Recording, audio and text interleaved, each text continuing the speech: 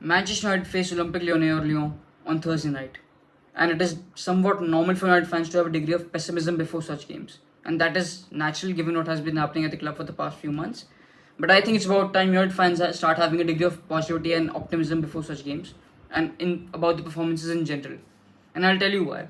Now I know things have been turbulent under Ruben Amorim ever since his coming, and many things have been said like his system is not working, it is flawed, 3-4-3 is too rigid, and many other things. But if you would look at the past few games, ever since that Arsenal game, including that Arsenal game, and look at it genuinely and objectively, you would see that things are starting to get better. Not the results, but the performances. They're starting to improve. The patterns of play are becoming more apparent, the automations are becoming more apparent, the structures, the way the players have to behave in certain situations, what Amorim expects from them, how certain patterns are supposed to be executed, that is becoming more clearer to the team. They're starting to grasp what is expected of them. Obviously, this is not the final product. This is not the end product. This is not how Ruben Amorim's final team would look like. But things are starting to become a bit more clearer of what the team has to do in possession and when they do not have the ball.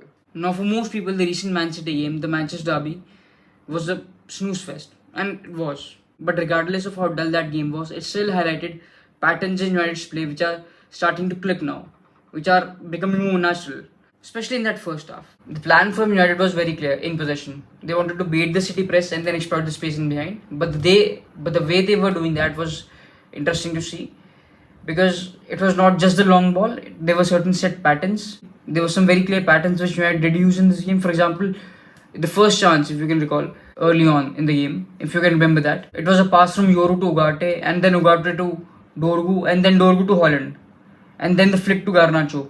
But that pass from Dorgu to Holland was a trigger for Garnacho to make that run, that third man run, and which almost led to a goal, which I think Garnacho messed up. He should have swept the ball earlier to Bruno before Diaz intercepted it or fouled him. But regardless of that, it was a very clear pattern of how United build the attack. Another interesting pattern which I noticed in this game, which was again from initiating or triggering those third man runs, and this time this was around the halfway line mark, which was when Dalo was wide and he received the ball. He made the pass inside to one of the midfielders. Mostly it was Casemiro, and that pass inside to Casemiro was a run. That pass inside to Casemiro was a trigger for Højlund to make the vertical run in behind, and then Casemiro would launch the ball forward in the vacated space to find this striker, in this case Højlund, and that is something which allowed United to progress the ball up the field and almost allow them to exploit the space in behind City's defense. This is something which comes out from the training ground. This is not off the cuff, and this tells you that Amorim's tactics and methods are starting to seep into the minds of the squad. You can see that particular play I'm talking about in these images. One of the biggest positives for me in this game, in terms of the players now understanding Amorim's tactics, was in the form of the switches the players were making, especially in that first half. United were drawing City to one side and then hitting the long switch to the opposite side wing back, while all the central players were positioned in close proximity, like almost like a cluster. Maguire, Euro, Casemiro, and Bruno, these were the guys who were hitting those long switches throughout the game, especially Casemiro, because he's so good at this, and this is one of the reasons why he's playing so much now. These switches are causing City all kinds of problems throughout the game, and this is primarily because of two reasons. Firstly, City were in a narrow formation, therefore United were exploiting the wide spaces through the wing backs, and secondly because City were not man to man and they were quite passive in the press, and especially in that second half, and this allowed United the time to hit those switches, and this is something which was a flaw on part of Man City and Guardiola.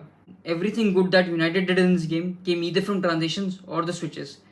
And this game showed why Dorgu and Dalo are so important for this kind of football, because of their running power and athleticism to get at the end of those switches and to run up and down the field throughout the game. One particular play which I remember from this game, which highlights this approach, this long switch approach perfectly, was Euro had hit the long switch from the left side to the right side towards Dalo, and Dalo was in huge space and with time to receive the ball because O'Reilly, the City left back, was defending on the inside, and Dalo had all the time and space in the world to receive the ball and either drive with the ball forward or pass it forward, and this allowed United to progress up the pitch. And this for me encapsulated that approach which United did try or are adapting now, as you can see here. Now, one thing which is a bit of a hit and miss is the build-up structure, and it was the same build-up structure that we have been seeing from United and Amorim in the past weeks, in the past months, and it was the same thing in this game as well. The goalkeeper coming in between the two centre backs and one of the centre backs moving into the midfield. Now to be honest, I'm not completely sold on this build-up structure because it has not been working for us so far. But in this game, on few occasions, it did work out for us, and this did allow us to create spaces for the wing backs, and this was primarily because of City's out of possession shape. I remember one instance where, because of this build-up structure, we had space on the right side for Dalo. He was in quite a lot of space to receive the ball or move forward with the ball. And there was another occasion this game, especially in the second half, where this build-up structure actually did work out for us, and we were able to progress up the pitch. And it all started from Lindelof's pass. But still, we have to understand that this structure has not been working out for us for the past months, and it won't work unless and until we have centre backs who are comfortable of moving into the midfield, because this is what happens. Amorim either inverts De Ligt, Maguire or Lindelof into the midfield, while Onana comes into between the other two centre backs. But we need centre backs who are capable enough or comfortable enough of moving into the midfield for this to work. In the next image, you can see one particular occasion where this actually worked out for us and allowed us to create space on the right side for Diogo Dalot. Guys, before I proceed to the next part of the video, which is the most important part, I request you all to subscribe to the channel, like the video and share the video. It takes a lot of hard work to create these videos for you. So if you could like, share and subscribe, it would really mean a lot. You know, the biggest thing that I draw from this game and the biggest takeaway that I take from this game is the difference in physicality between the two sides and the importance of physicality in the modern game. United are not the most physical team in the Premier League. In fact, they're one of the least physical teams in the Premier League. But in this game, they were more physical than Man City. We know how important these things can be in the modern game, especially in the Premier League. And United have done well to improve the physicality of their team with the introduction of Patrick Dogu and the reintroduction of Casemiro and Lenny Yoro. But of course, there's scope for more. And we know how important these things can be. If you just jog your memory back to the Real Sociedad game, that second leg, we beat them on physicality because of the intensity and because of pace and power.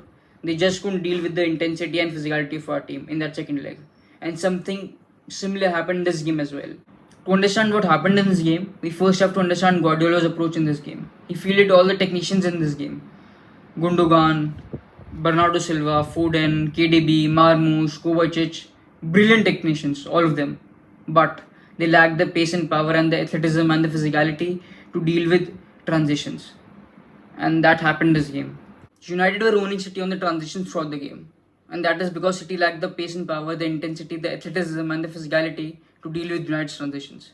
And that is because Pep fielded a lineup with a 34-year-old Gundogan, a 33-year-old KDB, a 30-year-old Bernardo Silva, a 30-year-old Kovacic, and a 20-year-old Nico Riley. All of them brilliant technicians. Really great. But in this day and age, in the Premier League, especially this season has shown that you can't dominate effectively without having those physical attributes. You know, this game, as dull as it was, it showed to me that things are starting to click, that things are starting to change, the players are starting to understand what Amorim wants from them, and they're starting to execute those patterns to a certain degree. Of course, it's going to take more time and more training sessions and more players who will be coming in, like a Konya, like a Delap, who fit the profiles, who fit the mold of what Amorim wants from his players. But I think there is sufficient reason for United fans to be positive and hopeful before the next game, which is Lyon. And let's see what happens. Although the game against Lyon won't be easy because they are a good side and they have good players, but I'm more hopeful than before.